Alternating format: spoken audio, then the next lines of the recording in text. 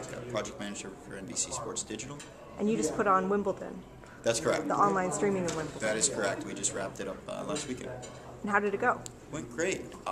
Like we talked about earlier today, 35 plus hours of live streaming coverage. This was all in.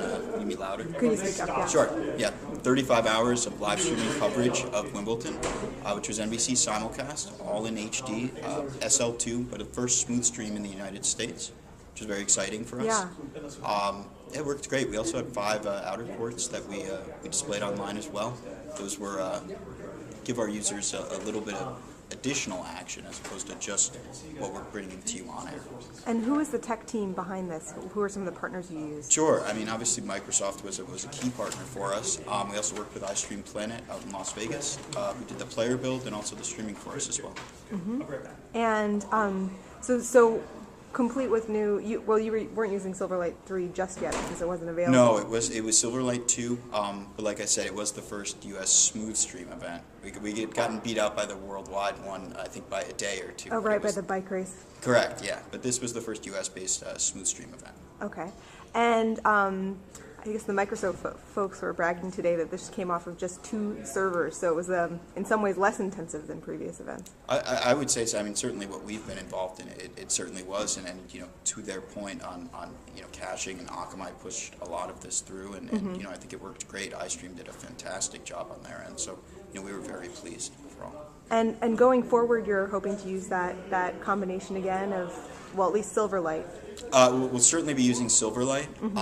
We're evaluating other partners, and it's a project-by-project basis, but iStream is involved with the Olympics as well. Mm-hmm. When you look forward and you're talking about having Microsoft help with all your events, how many events are you talking about? Well, I don't think we have a set number at this point. We're committed to delivering to our users HD events online through Silverlight, and that's for our premier products, and it really just depends on what those products end up being. Mm-hmm. And how and the audience, the reception for those things?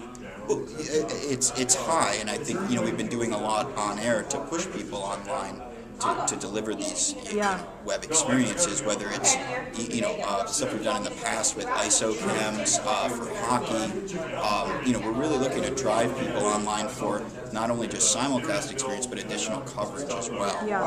Do you have final tallies from Wimbledon? We don't have, which is why I use the hours number. We don't have final statistics yet on usage, but we do have, obviously what we pushed out. The concurrencies were high for what we had saw, and no major issues that had popped up at this point. And how did it compare in terms of volume to the concurrence that you had for previous ones? Well, I think it was on par. There are certain events that are going to do very well online. Like the Olympics? Like the Olympics, for example, or another example could be a U.S. Open when it goes into a Monday or a playoff situation. Right, when everyone's at work. When everyone's at work, and this is their main source of viewing it. Okay. So maybe it wasn't quite on that scale. No, it was actually. I think we were very impressed with the numbers that it did in fact deliver. Certainly during the finals weekend, I think we were surprised even that it delivered as well as it did. And once the final numbers come out, I think we'll do some evaluation on that. But for a Sunday morning, it did very well. Cool. All right. Thanks a lot. Yeah.